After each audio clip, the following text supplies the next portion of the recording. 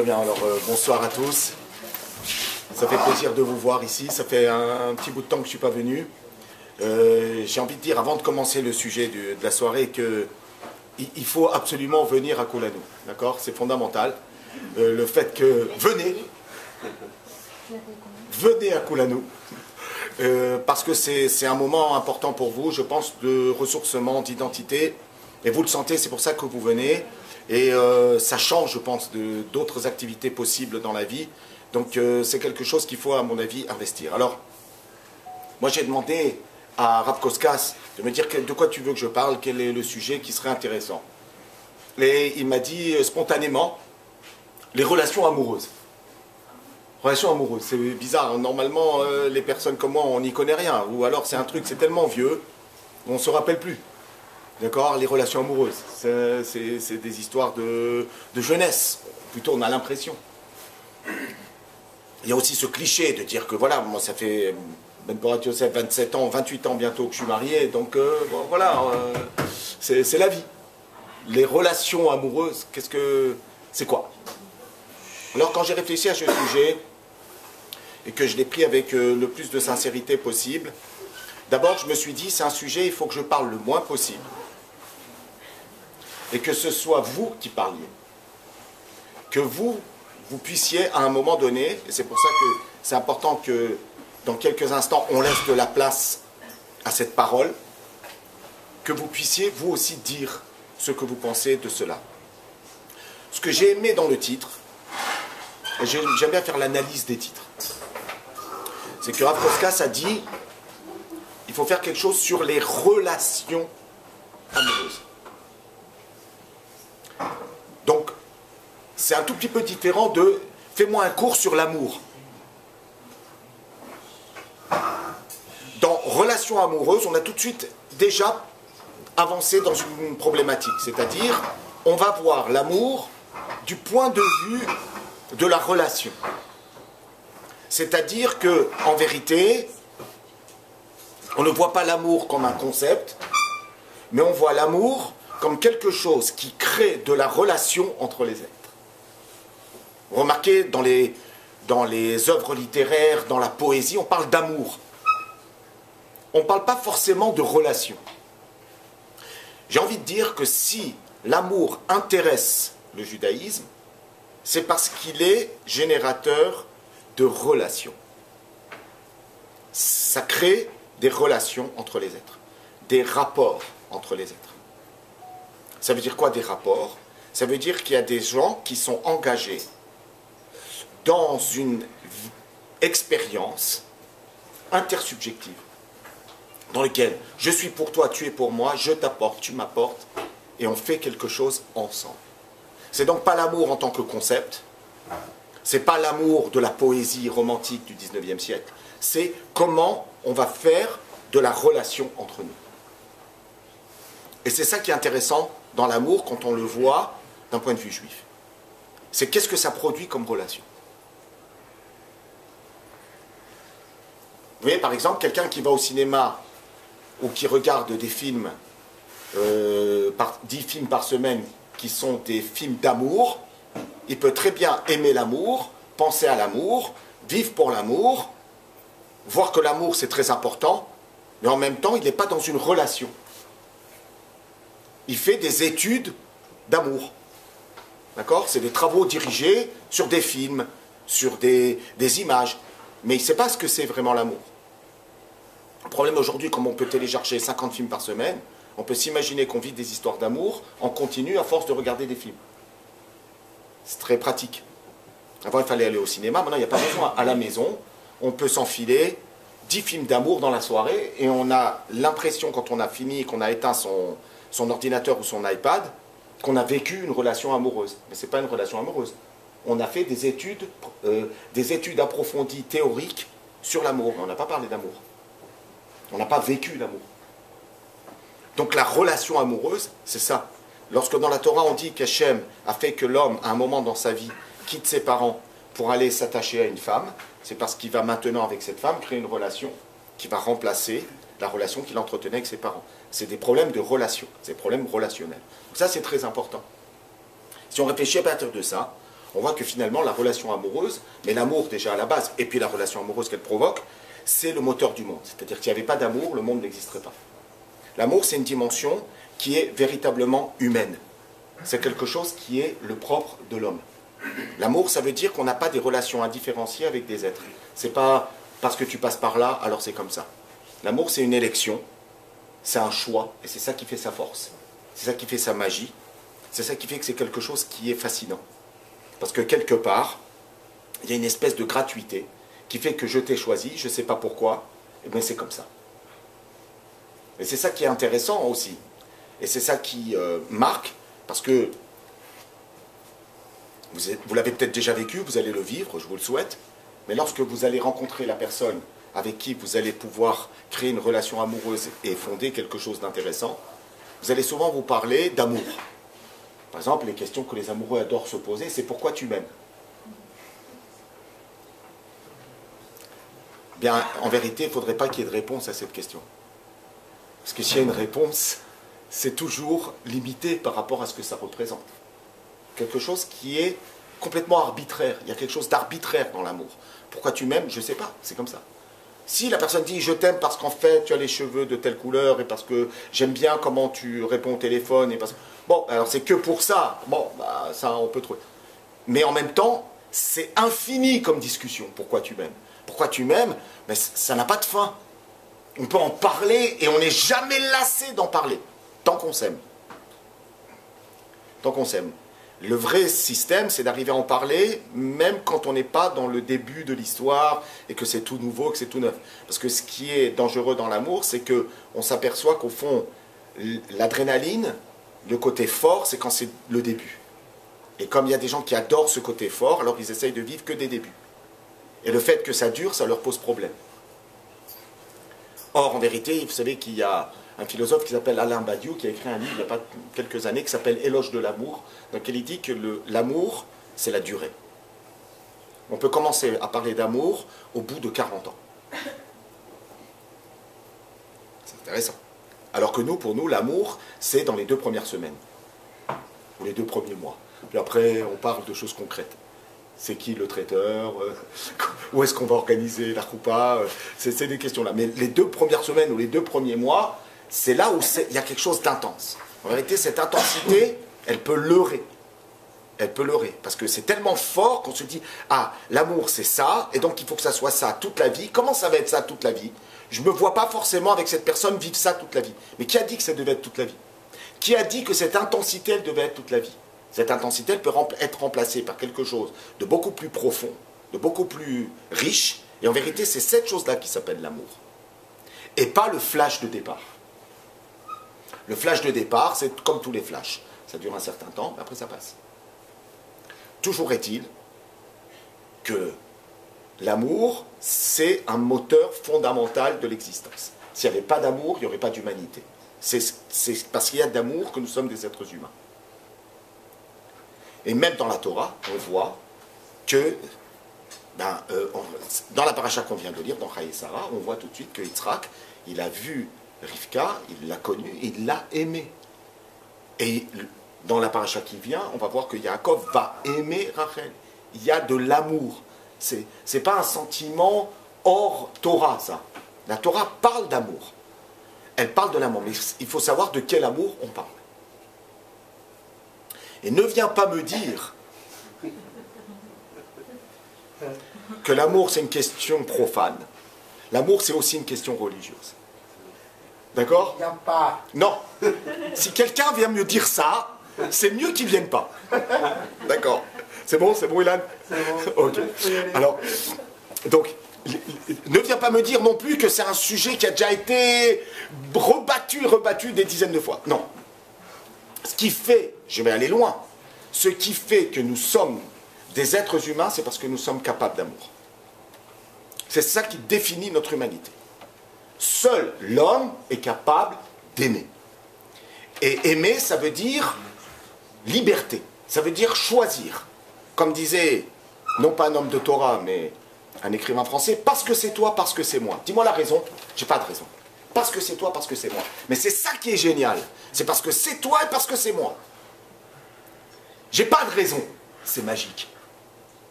Et cette magie, elle est exceptionnelle. Mais c'est ça qui fait aussi que cette magie nous donne un coup sur la tête, et c'est grâce à ce coup sur la tête qu'on a reçu, qu'en état d'inconscience, on est capable d'aller vers le mariage. Sinon, si on était tout le temps lucide, on n'irait pas se marier. Parce que c'est complètement fou d'imaginer qu'on va passer 80 ans avec la même personne.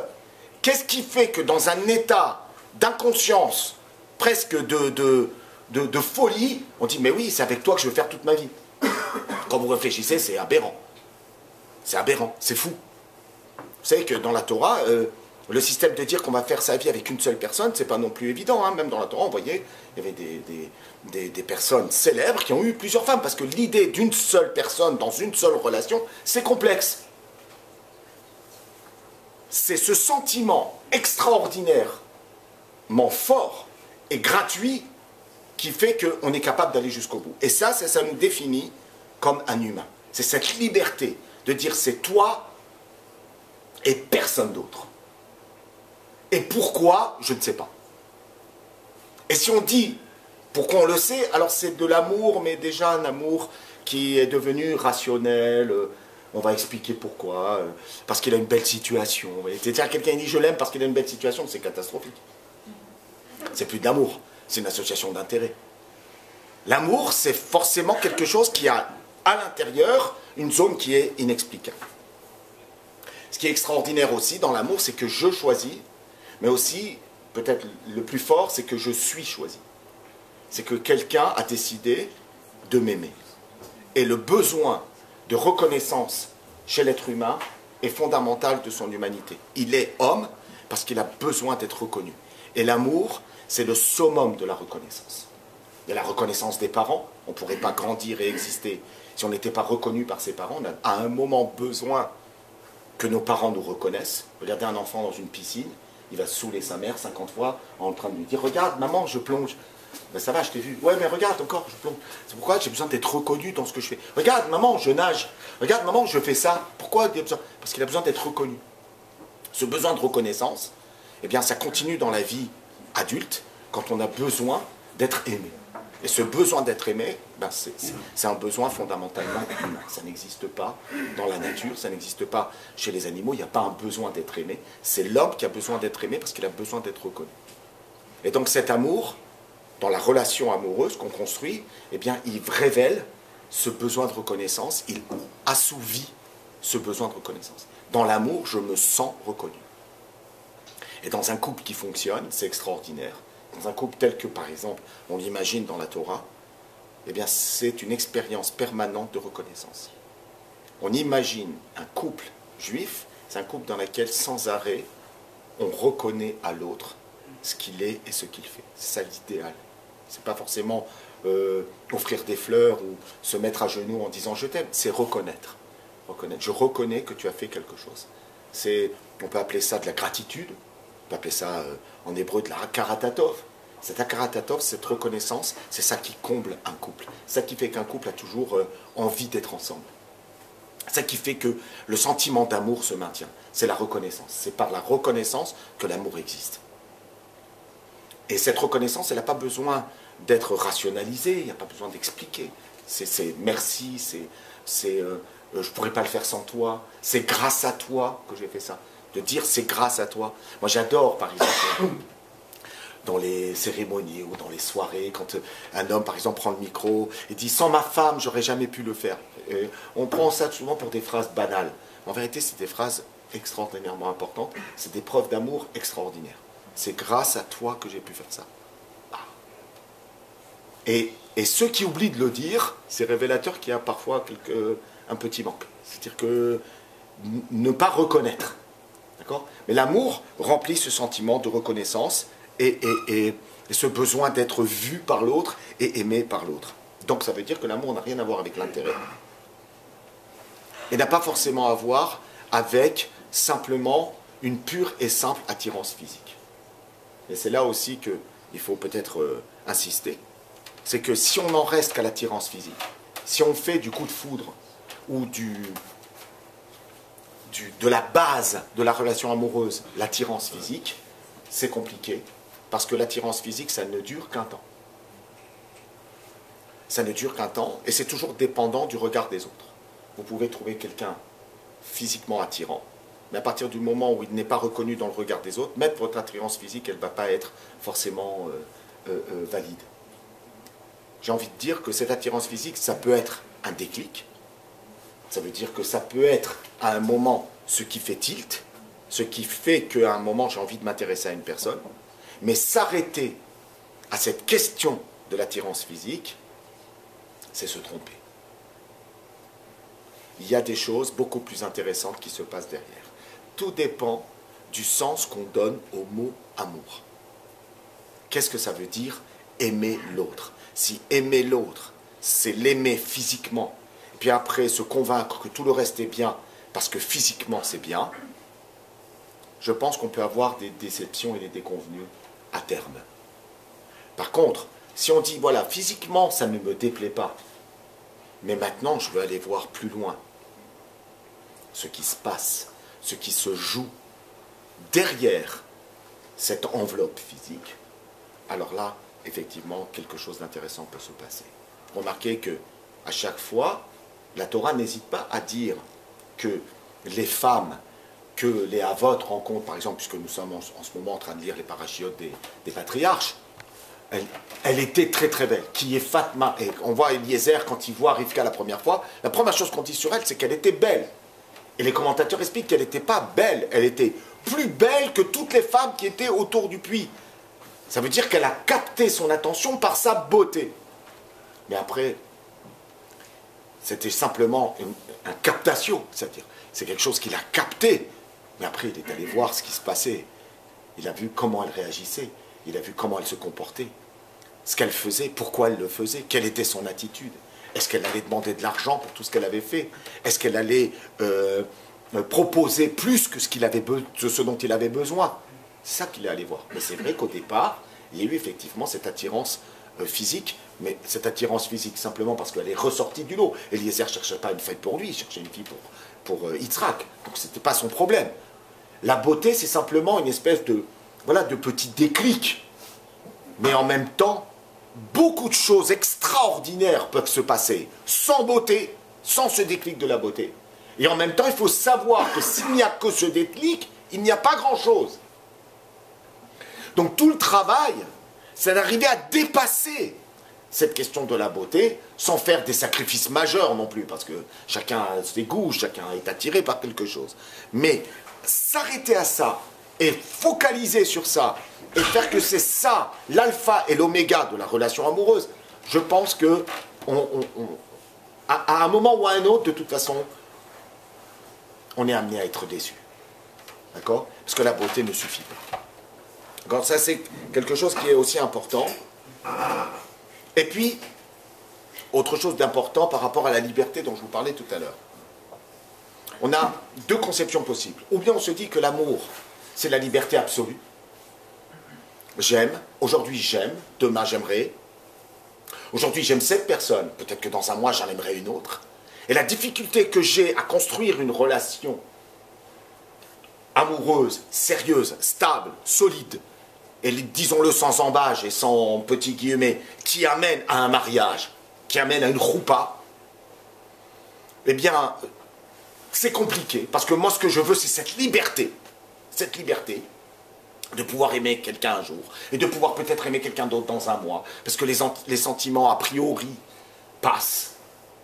Ou bien, hein, j'ai une conception de l'amour tout aussi angoissante, qui est Keblo.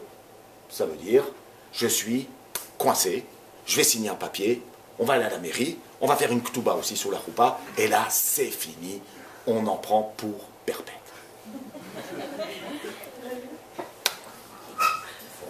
C'est ça. Ouais, j'ai quelqu'un qui a dit récemment à un jeune marié, il a dit alors, ça te fait quoi perpète? C'est ça, parce qu'on prend pour perpète. Comment? Au pire, il fait appel. Bon, de toute façon, justement, il y a toujours des sas de sécurité. Mais on n'aime pas quand même. On évite. On essaye de ne pas en arriver là. C'est un échec, ça, dans la vie. Ça laisse toujours des traces. Ce que je voudrais dire, c'est que la relation amoureuse, telle qu'on la conçoit dans le judaïsme, n'est ni une absolue liberté, bien sûr, ni un contrat définitif. C'est ni l'un ni l'autre. c'est une espèce de gestion des deux en même temps. Je vais donner un exemple très simple. Si on dit que l'amour est liberté, alors on se marie, très bien. Vous demandez, une femme demande à son mari, tu m'aimes? Il dit oui, je t'aime. Tu m'aimeras? Ça, je ne sais pas. C'est la liberté. Peut-être demain, non. Vous voyez le sentiment d'angoisse. D'accord? Tu m'aimes? Oui. Mais pour toujours, on verra, c'est ma liberté.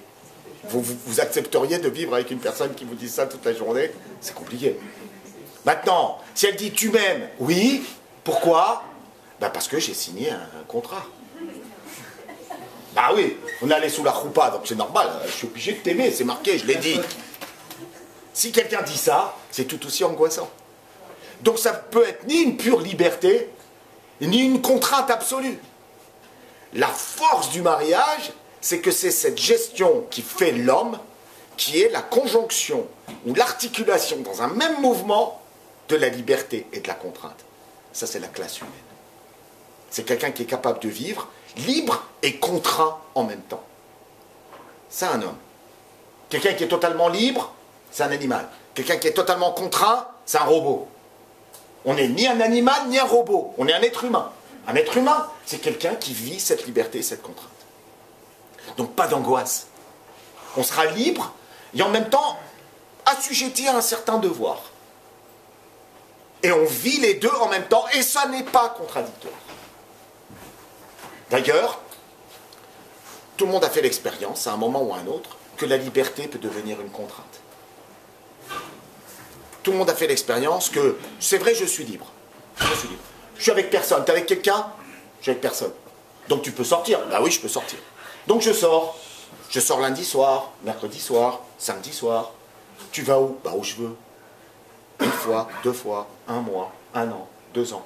Puis on se rend compte que finalement, cette liberté qui fait que je sors, qui fait que j'ai des relations, qui fait que je vais là, puis un soir je dis pas Kulano parce que Kulano c'est la classe, mais un soir c'est la pizza, un soir c'est machin, un soir c'est la patinoire, un soir c'est une boîte, voilà, c'est on sort, bah oui, puisque je suis libre, bah ça devient quelque part une contrainte. Pourquoi tu sors pas puisque tu es libre?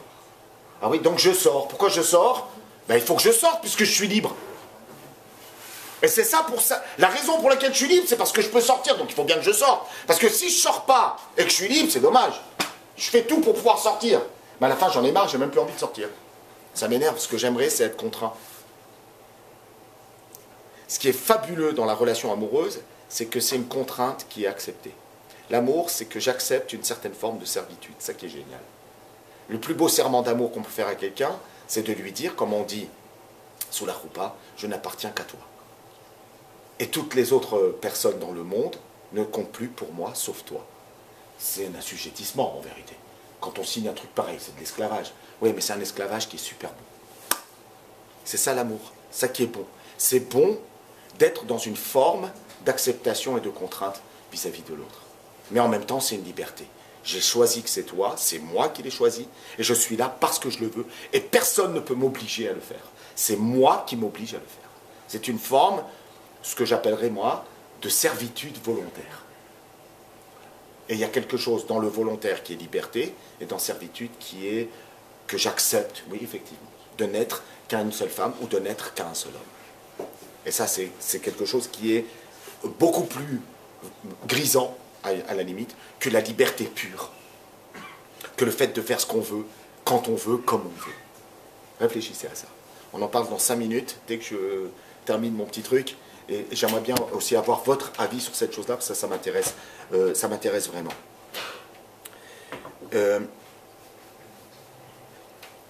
Il faut aussi comprendre que si la relation amoureuse dans le judaïsme, c'est quelque chose qui est forcément lié à la décision de vivre ensemble selon les lois de la Torah, c'est-à-dire dans une relation conjugale, de couple, marié, c'est parce qu'en vérité, ce qui nous intéresse, ce n'est pas tellement la vibration enivrante des premiers sentiments de l'amour, mais c'est aussi ce qu'on va pouvoir créer, ce qu'on va pouvoir mettre au monde. Et je ne parle pas simplement d'enfants. Bien sûr que l'enfant fait partie de ça. Si Dieu a créé le monde, c'est pour que l'homme crée. Ça, c'est absolument génial. Et peu de gens sont capables de faire ça. Vous avez des fois des très grands maîtres qui ont des élèves. Leur volonté première, c'est d'avoir des élèves. Mais ce n'est pas forcément que leurs élèves deviennent des maîtres. Dieu est capable de ça. Il a mis au monde des êtres pour qu'ils mettent au monde. Notre fonction dans ce bas monde, selon les principes de la Torah, c'est que nous soyons nous-mêmes des créateurs. Moi, j'adhère beaucoup à ce système. Je suis très heureux d'appartenir à un système dans lequel le Créateur veut que moi, je sois quelqu'un qui crée. Il m'a mis au monde pour créer. Encore une fois, je ne parle pas simplement de mettre des enfants au monde, mais de créer quelque chose, c'est-à-dire d'agir sur le monde. Or, finalement, lorsqu'on se marie, lorsqu'on fait un couple, lorsqu'on s'associe à l'intérieur d'un couple, on devient des projeteurs d'avenir. On est capable d'imaginer ce qu'on peut faire dans l'avenir. J'ai presque envie de dire que ce qu'on fait avant le mariage, c'est pour oublier qu'on est seul. C'est un peu dur, hein, ce que je dis. Mais très souvent, c'est ça. C'est-à-dire que la finalité de la vie, c'est qu'on soit à deux. Et Baruch Hashem, Dieu a mis dans l'homme un sentiment de manque qui fait que quoi qu'il fasse quand il est seul, il n'est jamais accompli. Et qu'il ne peut être accompli que quand il le fait à deux.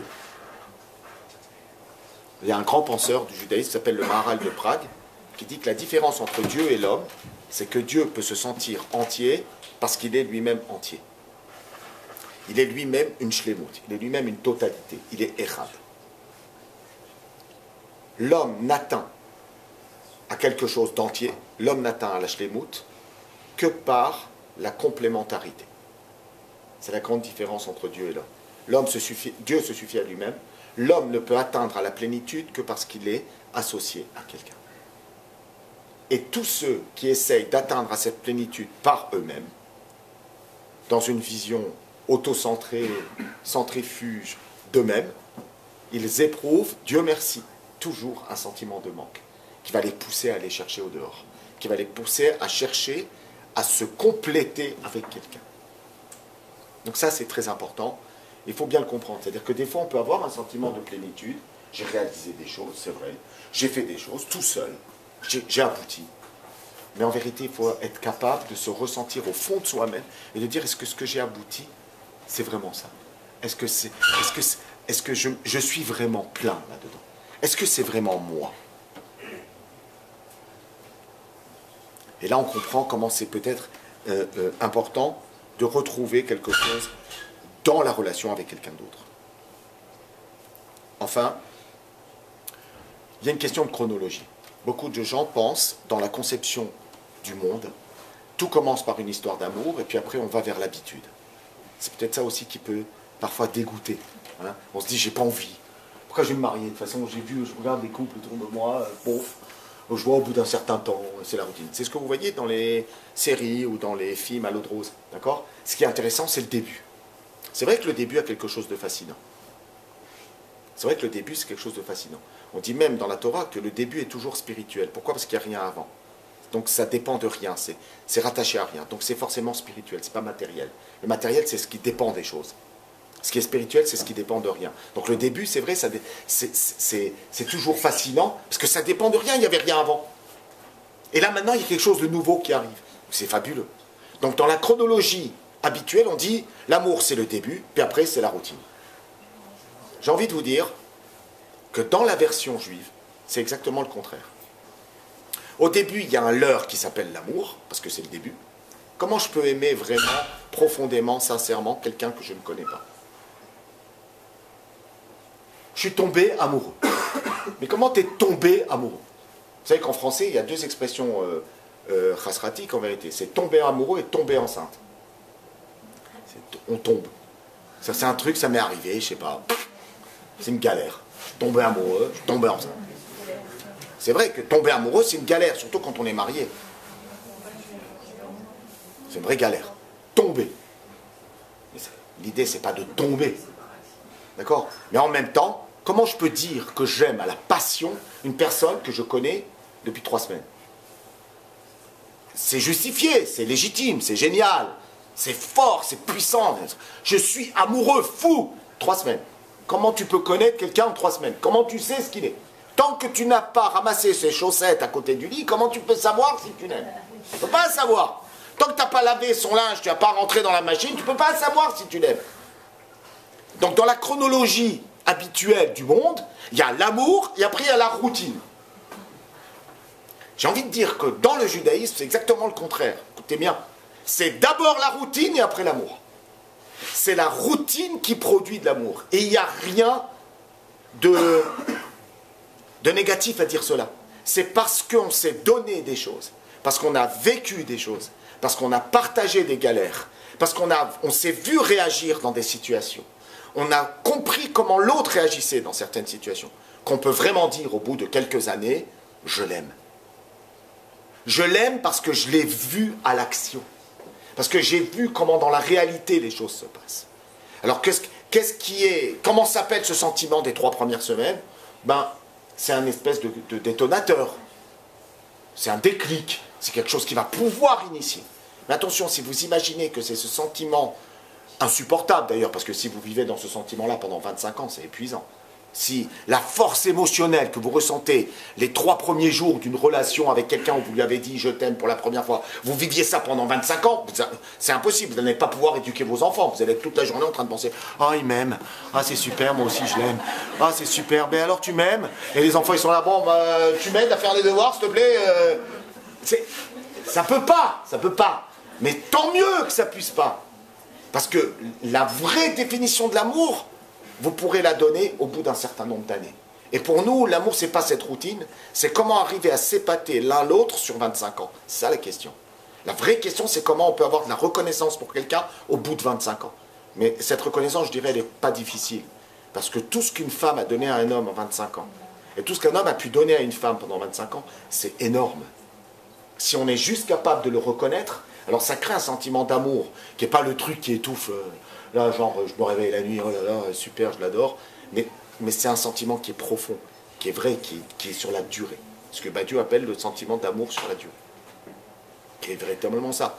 Aujourd'hui, on se dit quand il y a des personnes de 70 ans qui vous disent on s'aime, on rigole. Ouais, on se fout de leur poire. 70 ans, ils s'aiment. Tu vois pas le truc. Ils sont vieux, comment ils peuvent s'aimer. On s'aime quand on est jeune. C'est des représentations débiles.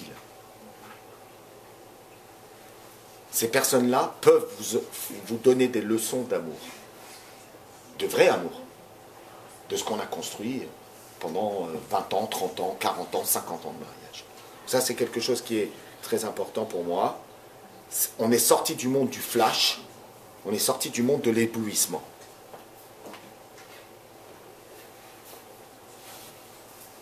Voilà.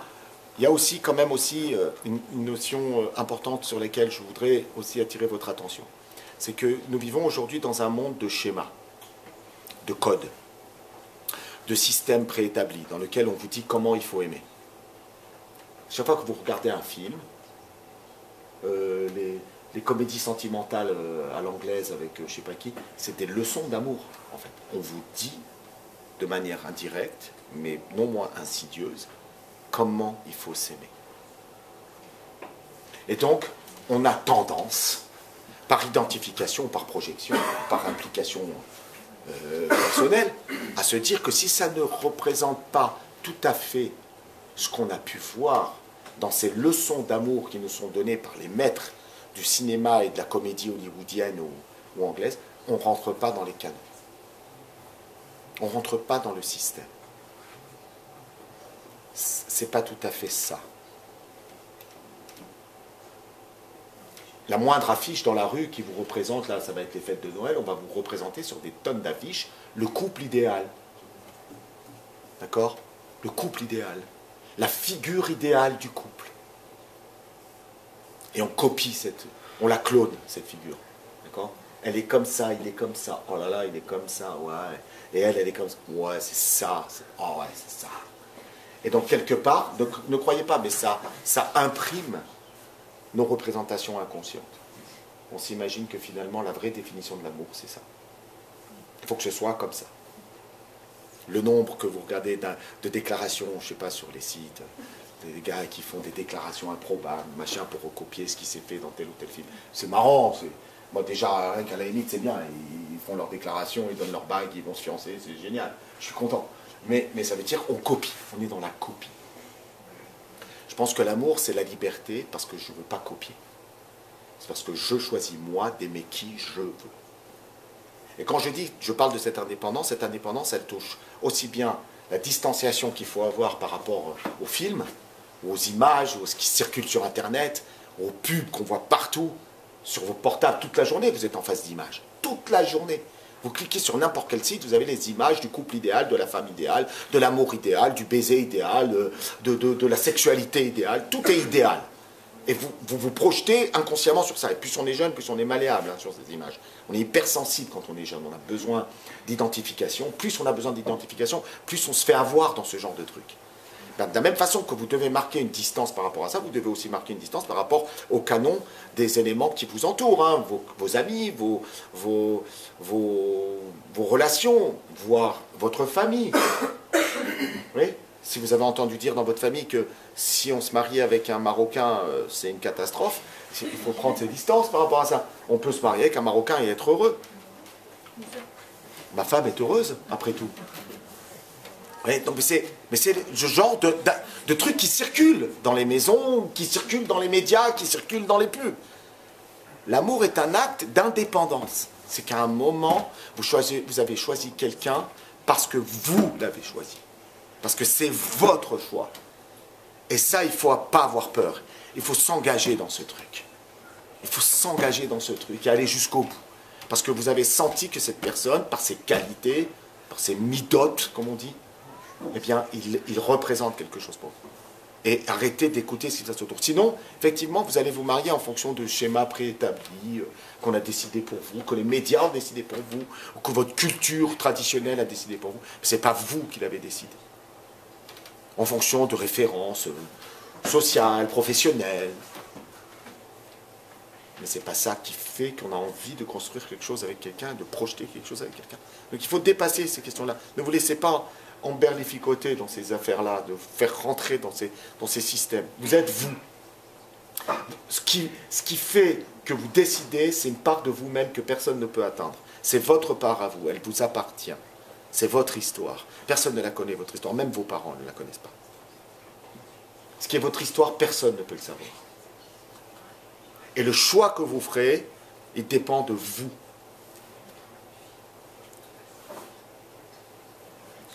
Ouais. Dernier point, j'espère que vous avez noté tous les petits trucs que j'ai dit qui étaient peut-être à côté de la plaque, comme ça vous pourrez rebondir. Dernier point, c'est que je pense qu'il faut resublimer la relation garçon-fille. C'est-à-dire que je trouve qu'aujourd'hui, on est arrivé dans une situation où la relation entre un garçon et une fille peut devenir comme une relation entre un garçon et ou une fille et une fille.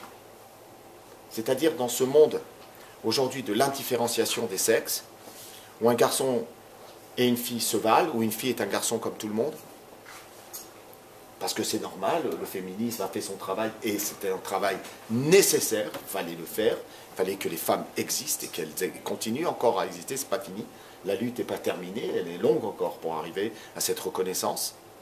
Mais en même temps, le revers de la médaille, c'est que finalement, on a l'impression que ces relations se sont, alors je vais dire un mot un peu choquant, excusez-moi, se sont désérotisées. C'est-à-dire qu'il n'y a plus rien de fascinant dans la relation garçon-fille. C'est-à-dire qu'on est tous devenus des potes. Et donc voilà, tu veux sortir? Oui, on sort. Pour manger une pizza? Oui, on sort. Tiens, demain, on va faire un truc? Oui, on va faire un truc. Ça va? T'es bien? Tu vas bien? Ouais, je vais bien. Non, je vais pas bien. Alors parle-moi. Ben, tu vois, on se parle. Bon, mais salut. Parce qu'après tout, on est des copains.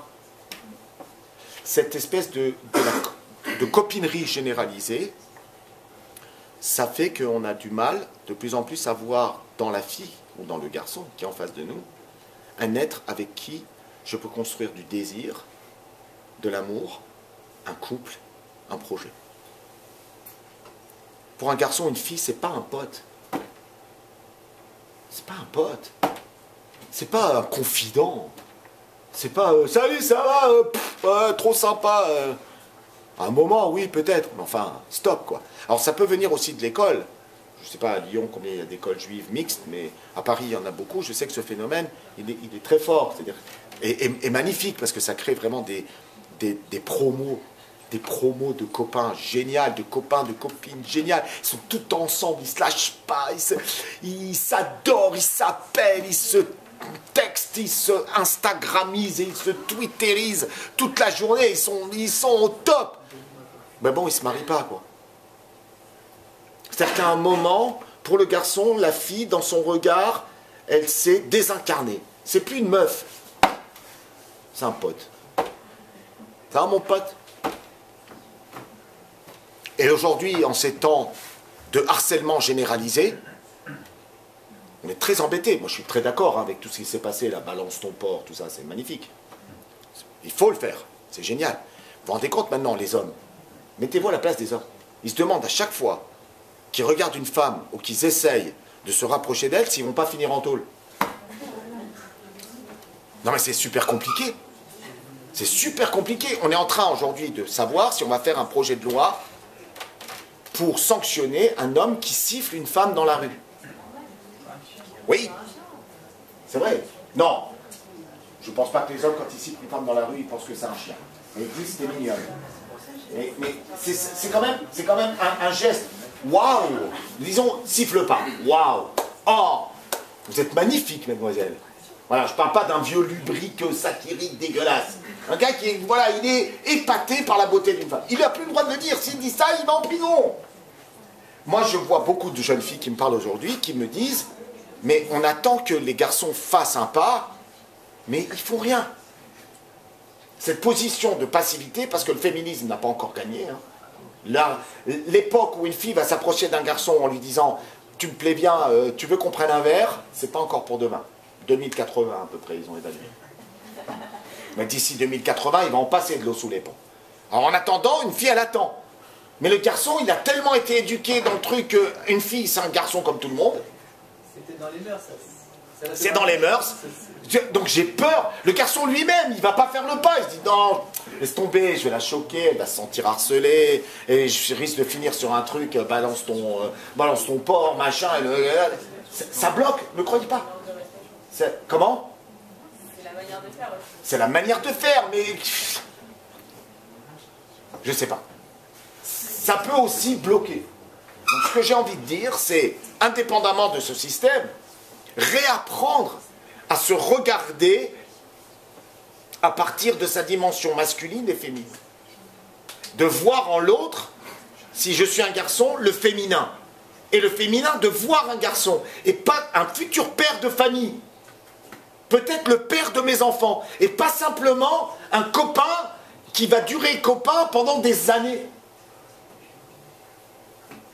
Sans qu'il y ait rien. Je ne dis pas rien parce que l'amitié c'est important. Je ne dis pas que c'est rien, Chas v'Shalom.